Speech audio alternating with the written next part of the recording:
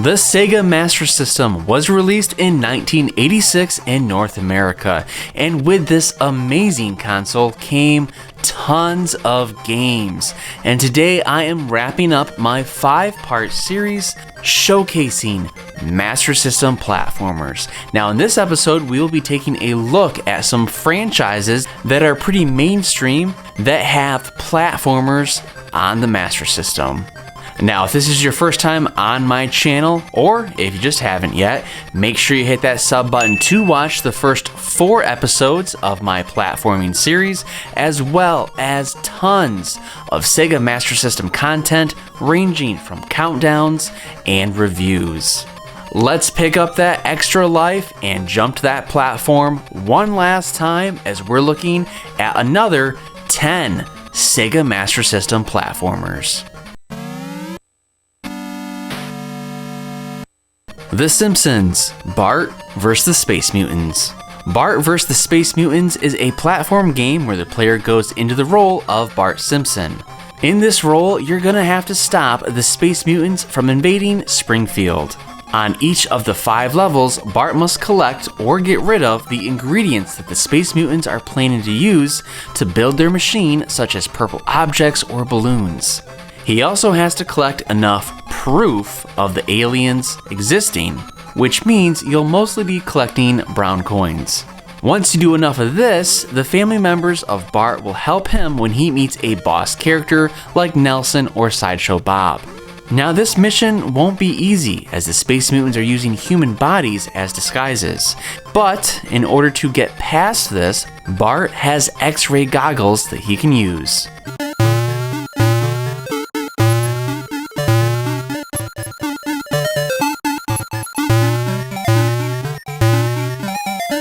Let's keep it right here with the Simpsons franchise with The Simpsons Bart Vs. The World. Now this isn't strictly a platformer, in fact it's actually 5 mini-games, but one of them is a platforming one. Krusty the Clown appears in the beginning of the game and presents a menu with 5 games to play. A jump and run game where Bart must find an exit on a ship while enemies fire at him to try and prevent him from reaching the exit. There's also a card game, a simple jigsaw puzzle, and some trivia questions concerning The Simpsons. But there's also a platform skateboard game, which is available only after you have completed the ship level. Whichever game you play, it's going to be connected to The Simpsons.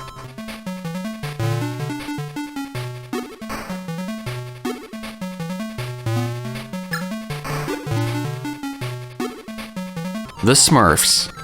The evil Gargamel has captured 3 of the Smurfs so that he can have them for dinner. One of the Smurfs must go out on a dangerous journey and rescue the captured Smurfs. Beat the first 2 bosses to rescue the first 2 Smurfs, and then you can take on Gargamel. Make your way through forests, swamps, mountains, mines, and more. Also, ride storks, mine carts, and logs to defeat Gargamel and his minions to rescue the missing Smurfs. On each level, you must collect 5 stars in order to get access to the bonus level. On the bonus level, try and collect as many bonuses as possible before the timer runs out.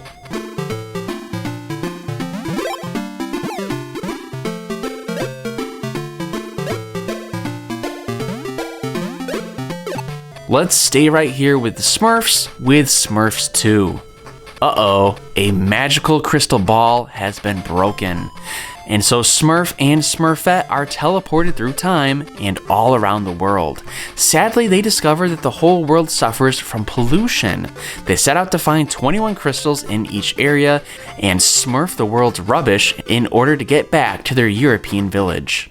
So, as Smurf or Smurfette, you'll be traveling to the North Pole, Africa, Asia, North America, South America, and Australia, and each of them consists of 3 levels. On each level, a character should collect a certain number of crystal shards, which equals 21 total. During the level, you can also collect other items to raise the score, avoid or eliminate the enemies specifically for each area by jumping over them, swimming over them, or running away.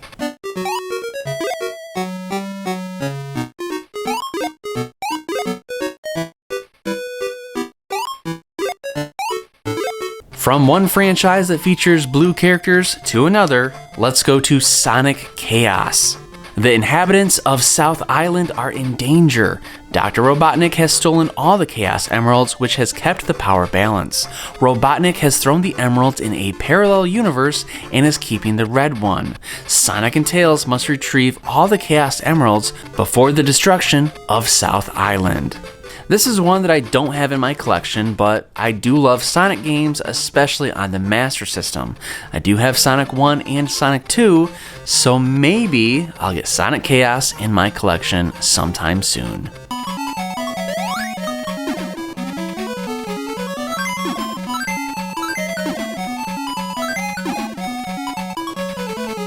Speaking of Sonic 2, let's talk about it. Coming back from the vacation Sonic took after foiling the plans of Dr. Robotnik, he finds that Tails and all of his animal friends are missing. Sonic finds a letter waiting for him that reads, "Dear Sonic, Robotnik is back and he's captured all the animals on the island. He's holding me in a place called the Crystal Egg. In order to free me, you have to find and bring the 6 Chaos Emeralds. Robotnik made me write this. He says he's waiting for you and he's created 6 really nasty robots in order to get rid of you once and for all. I don't know what he has planned, but Sonic, please be careful. Sincerely, Tails." Now, the Master System version is totally different than the Sonic 2 version for the Genesis. Tails obviously doesn't accompany you like he can in the Genesis release, and Sonic can also not do his infamous buzzsaw roll by simply ducking and pressing jump.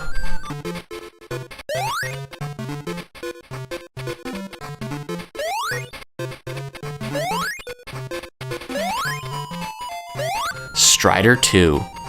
Strider has been called into action to save the people of the planet Magenta, armed with a gyro laser and matter converter. He must fight his way through a forest, a ruined city, underground colonies, a rooftop battle, and finally, the prison ship in which the Megaton leader is held. The gameplay is similar to the original, consisting of running, jumping, and attacking, with a very dynamic central character. The laser gun can be used while standing, and you'll be able to do moving attacks with the swords. Tokens can be collected, which will turn you into a robot to face the end of the level enemies.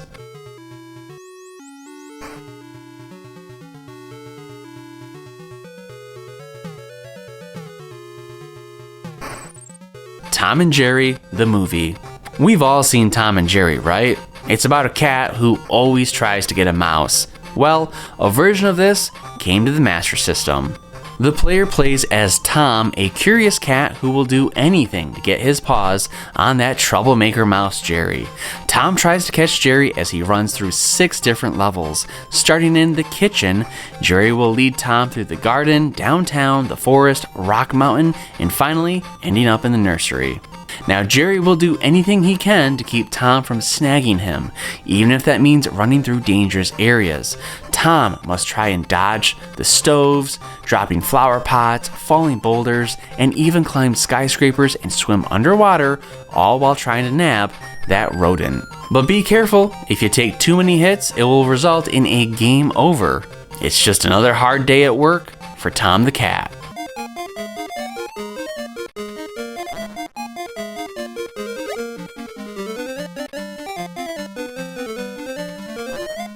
Wolfchild. I actually picked this up when I was vacationing in Europe one time because I had actually never seen it in person, and so when I did, I knew I was taking it home with me. In Wolfchild, Dr. Cal Morrow, an expert in genetic research and creation of human-animal hybrids, has been kidnapped and his family is brutally murdered by a terrorist organization called Chimera. His surviving son, Saul, takes it upon himself to avenge the family. Using his father's research, he turns into a man-wolf and sets out to find the Chimera's base and defeat their leader, Karl Drax. As Saul, it is your job to traverse 5 different areas on your way to Drax. When Saul collects enough power-ups, he turns into his wolf form and gains the special psychic shot attack, which can be improved by collecting further power-ups. However, if Saul loses health, he turns back into his human form and only has his fist to fight the numerous enemies.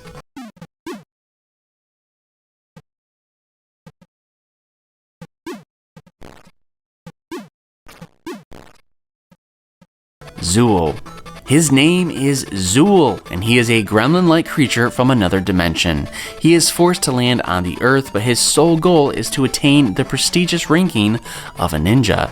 To do that, Zuul will have to travel through 6 worlds, each divided into 3 stages, defeat all the enemies, and prove himself worthy of the title. This is a fast-paced, side-scrolling platformer. The protagonist can run, jump, climb walls, and shoot enemies.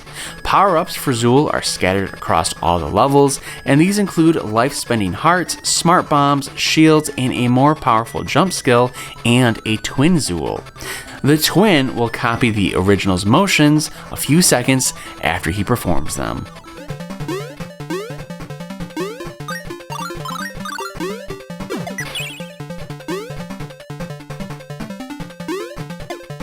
So there you have it, the final 10 platformers on the Sega Master System. Now, as I mentioned, this was part 5 of my mega series featuring platformers for Sega's 8-bit console. Now, what I want from you guys is to let me know, what is your favorite platformer on the Master System? There are so many great games to choose from, so I'm curious on your answer. Did you discover any of them in this video? Drop me a comment below, and while you're there, don't forget to like this video and subscribe to my channel to watch plenty of Sega Master System content.